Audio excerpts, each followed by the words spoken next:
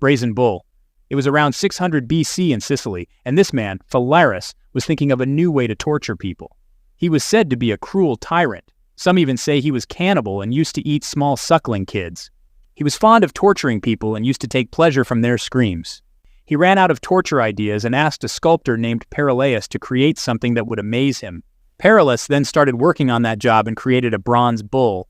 After a few days, he presented the bull to the king. The bull was constructed in such a way that the bull was hollow inside and there was a small door in its belly. The accused would be shoved inside that hollow belly through that small door. Then the door would be closed, and the fire was lit under the bull. The heat would start roasting the body and the victim would scream loudly. A contraption was made in the bull's neck that would turn human scream into the bellowing sound of a bull. The smoke would come out of its nose. The sound and smoke would make it look like an angry bull ready for a fight. The king was happy to hear it. And to test its efficacy, he threw Parallaeus himself inside the bull and roasted him.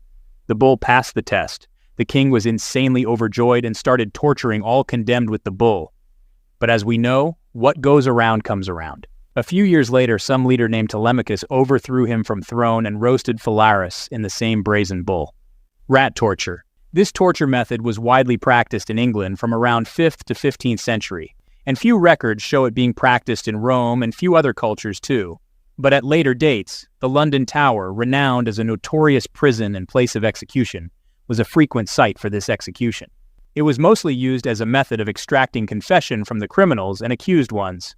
The rats would be kept hungry for a few days before performing this torture. The hunger made the rats aggressive, and the torture would be more brutal. There were two different ways of applying this torture. The first way is to keep the rat in a metal bowl. The bowl is then placed inverted in the belly of the accused. Then the fire was lit at the top of the bowl and heat the chamber. The rat would start burning and try to escape from that place. With no place to go, it would start burrowing a hole in the stomach. Then it would enter the body, slowly ripping and destroying the organs. The unsettling pain would be extreme, and almost all of those would die in agony. Even the wife of King Henry VIII was given this torture. The second method is said to exist at the same time. It was done for treason and crimes against royals. For this method, a pipe would be inserted in the rear end of the accused. A hungry and irritated rat was inserted in the opening of the pipe, and the pipe was sealed. The rat would enter the body from anus and gradually carve its path upwards. It would eat the criminal from inside and would get out from the mouth. There has not been sufficient proof of this method, but some writings suggest it was practiced secretly. A lot of secrets have been buried in this horrific place, I guess. The rack. This gruesome torture method was used in medieval period from the 5th century, but was widespread in Europe during the Inquisition period, from the 12th to the 15th century. It's simply a stretching technique, but the stretch goes beyond the imagination. This was used to extract confession or to gain the information from the enemy members. It consisted of a wooden plank or a few rolling woods where the victim was confined. The hands and legs of the victim would be tied by ropes or chains, and the victim was asked numerous questions. For every silence or false answer, the wheel would be rotated. Every rotation of the wheel would slowly stretch the body, putting pressure on wrists, shoulders, waists, and ankles. The body was stretched to such lengths that the muscles would tear, joints would dislocate, and the victim would suffer the excruciating pain. Few would die in the process, but believe me, those were the lucky ones. If someone would survive the torture, they would be set free. By free, I mean thrown to the woods or a deserted place.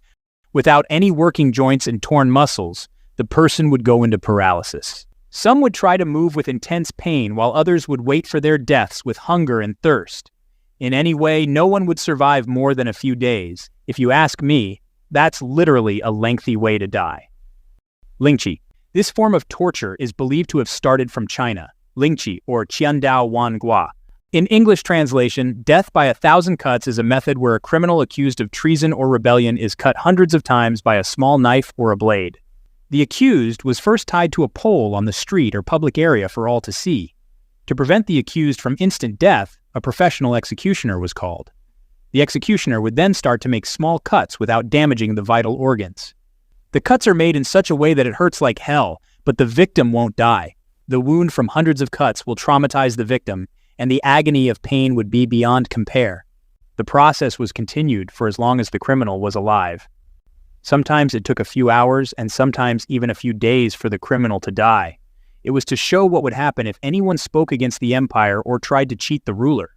The dates and time frame differ among the records, but this torture method supposedly lasted for around 600 years, from 800 to 200 BC. If you have watched my previous video, you may know this guy, Qin Shi Huang. He was among those who supported this torture method. In fact, this guy has been involved in so many things that you will definitely hear his name in future videos as well. The Pear of Anguish. This torture method was used in medieval times mainly by the religious institutions. Starting from the 5th century, it was used against heresy and blasphemy, which were considered the crime of the highest caliber. It got widespread around the 12th century and lasted up to the 16th century.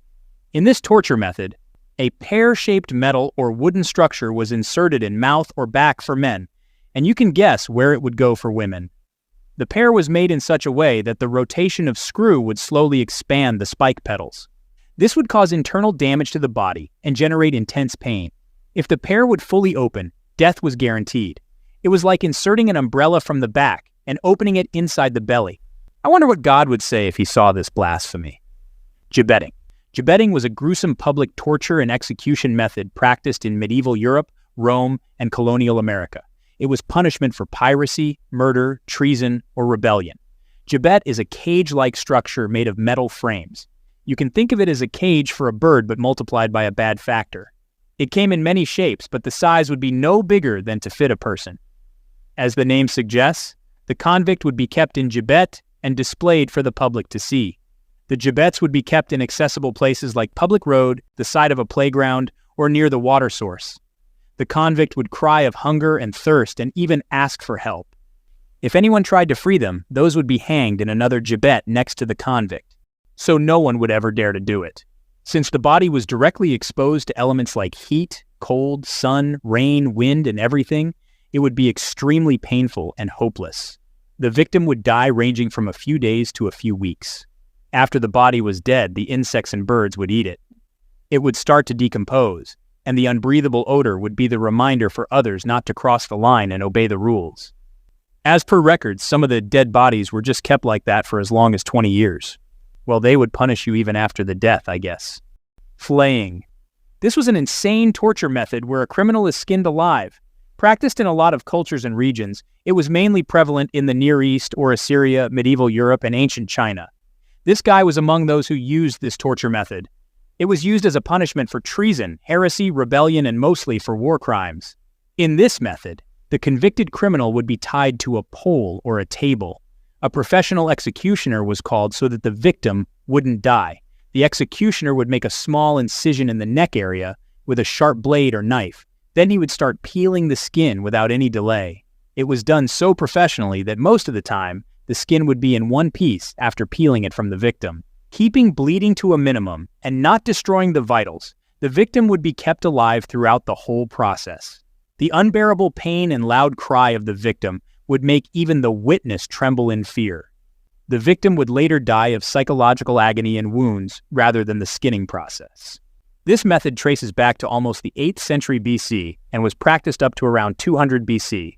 But few records show that it was recently used in the World War as an action of revenge.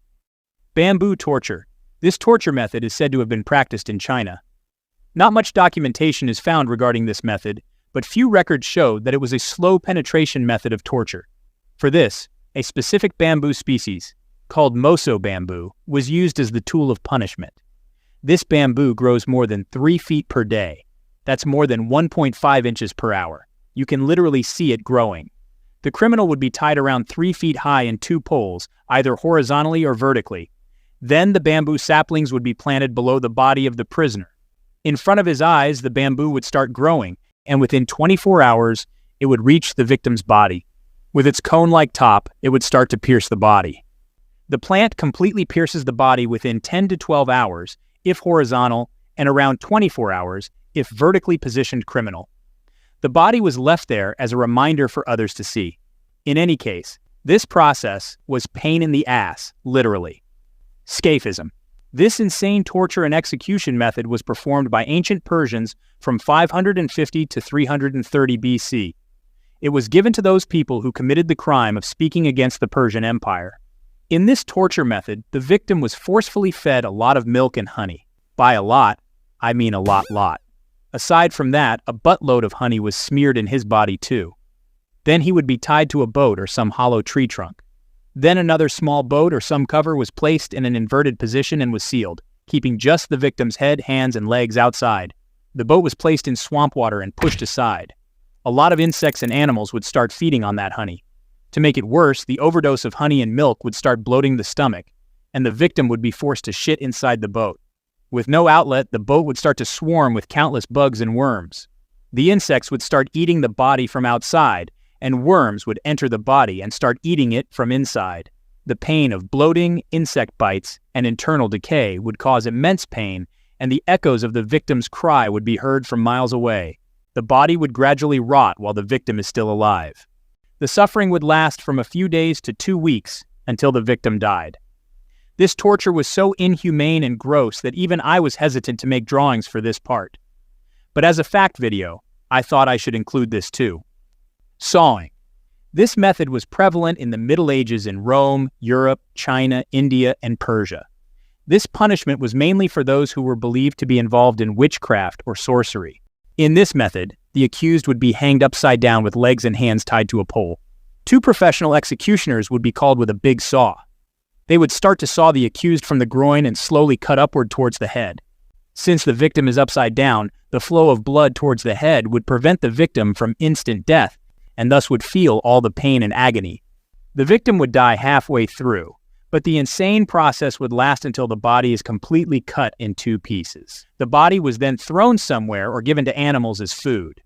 I am glad that none of you were born in those times where making any small mistakes, or just a small act of blasphemy, would lead to insane and gruesome deaths. Few bad torture methods still exist till now but are done in secret and hiding. And that's the story for next time. Thanks for watching till the end. And as always, I love you guys.